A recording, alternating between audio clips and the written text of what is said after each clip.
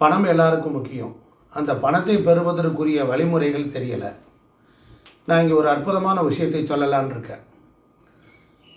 வாழ்நாள் முழுவதும் கஷ்டம், தரித்திரம், பீடை, முன்னேறவே முடியலை, காலமெல்லாம் கிடந்து அடிமையாக கிடந்து சாகிறோம், காலமெல்லாம் ஏழையாகவே இருக்கிறோம் அப்படின்னா அப்புறம் எதுக்கு கடவுள்?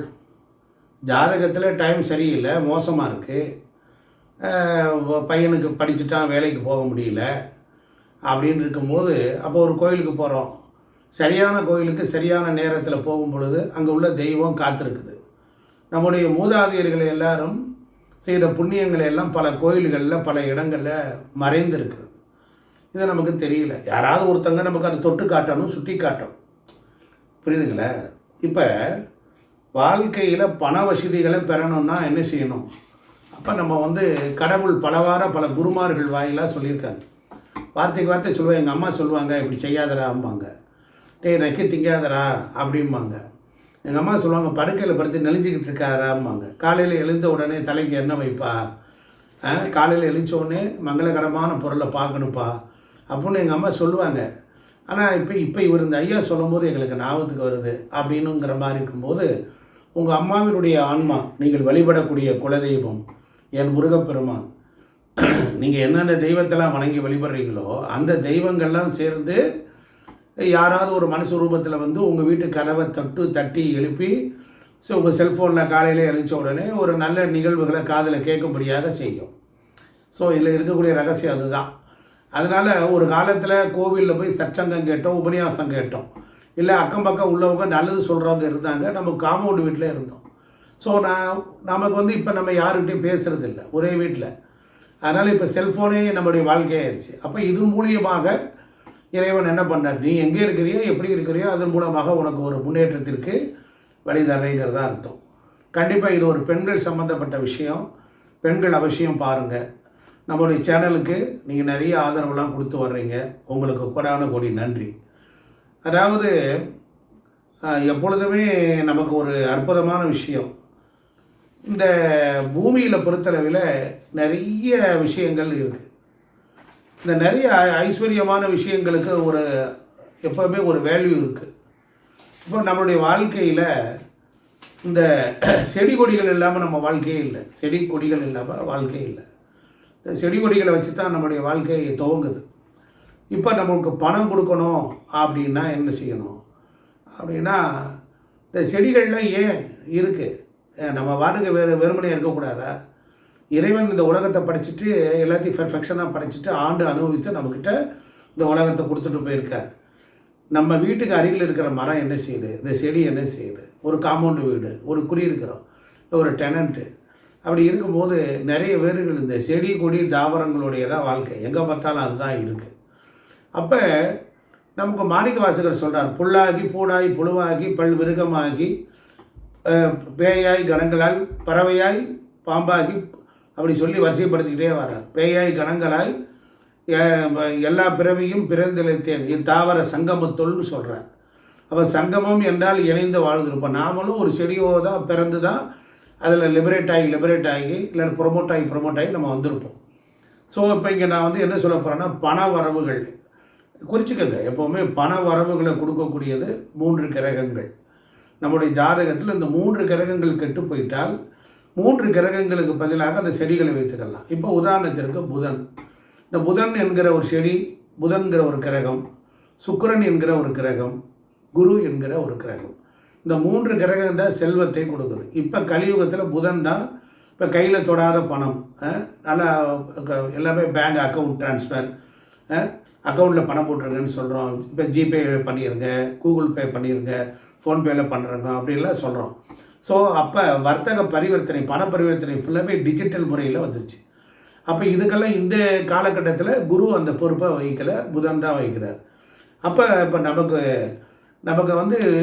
வாழ்க்கையினுடைய சூட்சுமை எதில் கொடுத்துருக்காங்க? 3 விஷயம் கொடுத்துருக்காங்க. மணி, மந்திரம், ஔஷதம். இந்த 3 விஷயங்கள். அப்போ நமக்கு காய்கள், கீரைகள், மலர்கள், இவைகள் எல்லாமே தண்டுகள். இப்போ நமக்கு இப்போ உதாரணத்திற்கு வாசனை பூ அப்படின்னு ஒரு வாசனை பூ இருக்குது. அந்த பூவை யாரும் சாப்பிட்றதில்ல. இப்போ வாசனையுள்ள மலர்களை எல்லாமே நமக்கு செல்வத்தை கொடுக்கும். அதனால் அந்த காலத்தில் பணப்பெட்டியில் மல்லிகைப்பூ வைன்னா. ஆனால் இப்போ நாம் என்ன சொல்ல போகிறோம் அப்படின்னா, பூக்கும் தாவரங்கள் அப்படின்னு ஒன்று இருக்குது. அந்த பூ பூக்கிற தாவரங்களில் மாதுளை மலர்கள் இருக்குது பாருங்கள். அதை வீட்டில் உள்ளவங்க அதை சுத்தமாக இருந்து அந்த பூவை எடுத்து தானே பறித்து தொடுத்து அதை இறைவனுக்கு சூட்டி மகிழ்ந்தால் அந்த உணர்வுகள் நமக்குள்ளே ஊட்டப்படுகிறது. இப்போ புதன்னா செடி, சுக்கிரன்னா மலர். இப்போ செடி வகைகள் எல்லாமே புதனை குறிக்கக்கூடியது தான். அப்போ அதெல்லாம் என்னாகும், கம்யூனிகேஷனுக்கு நல்லாயிருக்கும். அதே போல் பணத்தை ஈர்க்கக்கூடிய செடிகள் அப்படின்னு பார்க்கும்போது மலரக்கூடிய மலர்கள் அது எல்லாமே வாசனை உள்ள செடிகள், அவைகள் எல்லாமே என்னாகும், ரொம்ப சிறப்பாக இருக்கும். இப்போ நம்ம உதாரணம் சொல்லுவோம், தேவலோகத்தில் இருக்கக்கூடிய இந்திரன் பார்த்தீங்கன்னா அவன் பார்த்தீங்கன்னா ஐஸ்வர்யமாக இருப்பான், அவன் அவ்வளோ மகிழ்ச்சியாக இருப்பான். அதுக்கு என்ன காரணம் அப்படின்னா, அவன் ஐராவதம் என்கிற யானை மீது ஏறி வருவான். அந்த ஐராவதம் என்கிற யானை இருக்கும், அது மகாலட்சுமியினுடைய அம்சமாக அது கருதப்படுது. ஒன்று. அதே போல் பகவானுடைய திருமுடியில் வாசனை மலர்களை சூட்டுகின்ற பொழுது, அதாவது கோயிலுக்கு போனால் ஒரு பூவாக வாங்கிட்டு போகணுங்கிறது. குறிப்பாக பெண் தெய்வங்கள் மகாலட்சுமி, துர்க்கை இவங்கெல்லாம் கூட செல்வத்தை கொடுப்பார்கள். அப்போ அதே போல் மாதுளை மலர்கள் பணத்தை ஈர்க்கக்கூடியது. யார் வீட்டில் மாதுளை செடி இருக்கோ அது கண்டிப்பாக பணத்தை ஈர்க்கக்கூடிய ஆற்றல் உண்டு. அப்போ அது செடி மாத்திரம் இருந்த பிரயோஜனம் இல்லை. அந்த பூவை எடுத்து நாம் இறைவனுக்கு சூட்டி மகிழணும். இது புதுசாக இருக்கே, நீங்கள் வித்தியாசமாக சொல்கிறீங்கன்னு. நிறைய பேர்கள்ட்ட படித்து கொள்வது, தெரிந்து கொள்வது, அதை நம்ம ஒரு இடத்துல ஒருத்தர் கொண்டு போய் சேர்க்கணும்.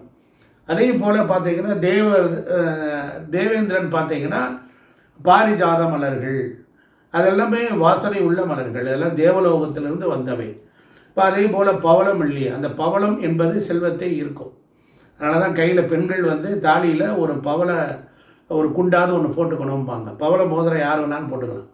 ஆமாம். அதே போல் மணி பிளான்ட், வெறும் மணி பிளான்ட்டுன்னு சொல்கிறோம், அது கொடி வகையை சேர்ந்தது. அது கண்டிப்பாக நீங்கள் எல்லாம் நினைக்கிறீங்க மணி பிளான்ட் வச்சா பணம் வரும்னு நினைக்கிறீங்க. அது பணம் வருவதை தடுக்குது. ஏன்னா கொடிகள் அது வீட்டுக்கு முன்னால் இருக்கக்கூடாது, பின்னால் தான் இருக்கணும். ஸோ அதனால் அதிகமான தடினமான நல்ல கெட்டியான இலைகள் இருக்குது பாருங்கள், அதெல்லாம் நிறைய ஆக்சிஜனை கொடுக்கும். அதனால தான் அதெல்லாம் நிறைய பேர் இந்த இது வகையெல்லாம் வச்சுருக்காங்க. வீட்டுக்குள்ளார இன்டோர் பிளான்ட்ஸ் அப்படின்னு சொல்லி பெரிய பெரிய வீடுகளில் வச்சுருப்பாங்க. ஊசியான இலைகள் அதெல்லாம் நெகட்டிவை போக்கும், பாசிட்டிவ் கொடுக்கக்கூடியது. வட்ட வடிவமான இலைகள், தடினமான இலைகள் எல்லாம் ஆக்சிஜனையும் கொடுக்கும். ஸோ அதனால் பெரிய பெரிய வீடுகளில் இன்டோர் பிளான்ட்ஸ்லாம் வச்சுருந்தாங்க. அதே போல் வீட்டில் பின்புறம் எந்தெந்த செடிகள் எங்கெங்கே இருக்கணும் அப்படின்னு பார்த்தீங்கன்னா ஒரு ரகசியம் வச்சுக்கோங்க. நவகிரகத்தில் போய் சுக்கிரன் எங்கே இருக்காருன்னு பாருங்கள். சுக்கிரன் பார்த்தீங்கன்னா கிழக்கு திசையிலே இருப்பார், தென்கிழக்கு திசையிலே இருப்பார். இந்த சுக்கிரனுக்கு பக்கத்திலேயே சந்திரன் இருப்பார். இப்போ சுக்கிரன் என்பது செல்வத்தை கொடுக்கும். சுக்கிரன் என்பது வீடு வண்டி வாகனம் சொத்து சுகத்தை கொடுக்கும். ஒரு ஆண்மகனுக்கு ஒரு பெண்ணை கொடுக்கக்கூடியது, ஒரு உடல் சுகம், பாலியல் இன்பத்துக்கு.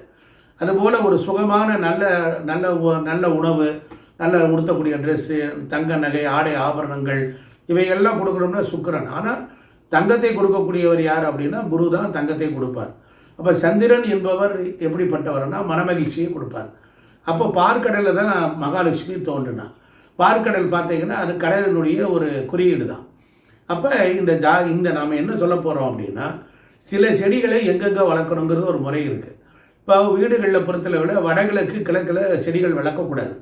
தென்கிழக்கு பகுதியில் நீங்கள் என்ன பண்ணலாம் அப்படின்னா, இந்த சுக்கிரனுக்கு உரிய மாமரம், பாரிஜாதம், அதுபோல் மருதாணி போன்ற செடிகள்லாம் இருந்துச்சுன்னா அதெல்லாம் செல்வத்தை வசீகரிக்கிறது.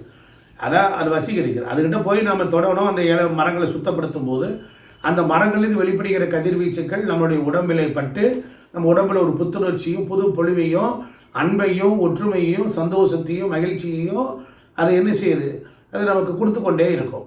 ஸோ இதுதான் அடிப்படை உண்மை. அதே போல் ஒரு பெண் அந்த தாவரத்திற்கு போய் நீர் விடணும். அது தண்ணீர் விடும் போது அதோட அசோசியேட் ஆகும். அப்போ பூவை தொடுத்து அந்த மலர்களை எடுத்து நம்ம அம்மனுக்கு சூடுவது சிறப்பு. அப்போ தென்கிழக்கு உள்ள பகுதிகளில் வாசனை உள்ள மலர்களை நம்ம வைத்து வளர்த்து வரணும்.